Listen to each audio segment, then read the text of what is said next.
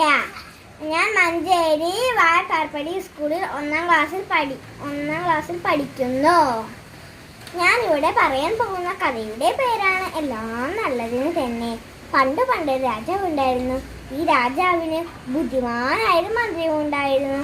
നമ്മുടെ രാജാവിന് നായാട്ട് ഇഷ്ടപ്പെട്ട വിനോദമായിരുന്നു. സമയം കിട്ടുമ്പോഴൊക്കെ രാജാവും മന്ത്രിയും മറ്റു ഭടന്മാരെയും കൂട്ടി നായാട്ടിന് ഭാഗമായിരുന്നു. അങ്ങനെ ഒരു ദിവസം ഒരു അപകടം പറ്റി. രാജാവിൻ്റെ കൈ മുറിഞ്ഞ് ചോര വരാൻ തുടങ്ങി. അപ്പോൾ മന്ത്രി പറഞ്ഞു, അത് നല്ലത് തന്നെ. രാജാവിന് ദേഷ്യം വന്നു. എൻ്റെ കൈ മുറിഞ്ഞ് ചോര വരുമ്പോഴാണ് ഇത് നല്ലത് തന്നെ എന്ന് പറയുന്നത്. മന്ത്രിയെ കൊണ്ടുപോയി ജയിലടിക്കും. ഭടന്മാരോട് രാജാവ് കൽപ്പിച്ചു. മന്ത്രി പറഞ്ഞു, അതും നല്ലത് തന്നെ. ഉടനെ തന്നെ ഭടന്മാർ മന്ത്രിയെ കൊണ്ടുപോയി ജയിലടച്ചു. രാജാവിന്റെ നായാട്ട് തുടർന്നു. പെട്ടെന്ന് അതാ ഒരു സിംഹം രാജാവിന്റെ ഭടന്മാർ 4 ഭാഗം ചിതറിയോടി മരത്തിന് മുകളിൽ കയറിയിരുന്നു. രാജാവാണെങ്കിലോ പേടിച്ച് വിറച്ച് ബോധം കിട്ടുകയും. സിംഹം രാജാവിന്റെ അടുത്ത് വന്ന് മണത്തു നോക്കി. ചോരമണമുള്ള ഇറച്ചി സിംഹത്തിന് ഇഷ്ടമല്ലായിരുന്നു.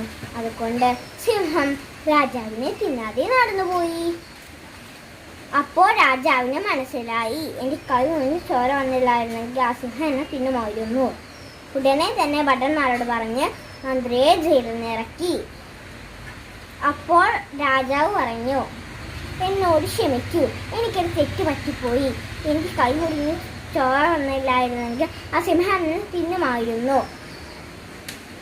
അപ്പോൾ മന്ത്രി പറഞ്ഞു,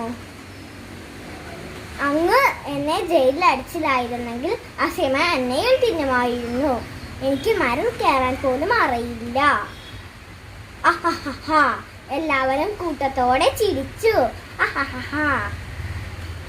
അതിനുശേഷം രാജാവ് മന്ത്രിക്ക് കുറെ സമ്മാനങ്ങൾ നൽകി. എല്ലാവർക്കും സന്തോഷമായി. ഈ കഥയ്ക്ക് അർത്ഥമുണ്ട്. നമ്മുടെ ജീവിതത്തിൽ നടക്കുന്നതെല്ലാം നല്ലതിനാണെന്ന് കരുതുക. എല്ലാം നല്ലതിന് തന്നെ. കഴിഞ്ഞിട്ടൊരു കാര്യമില്ല.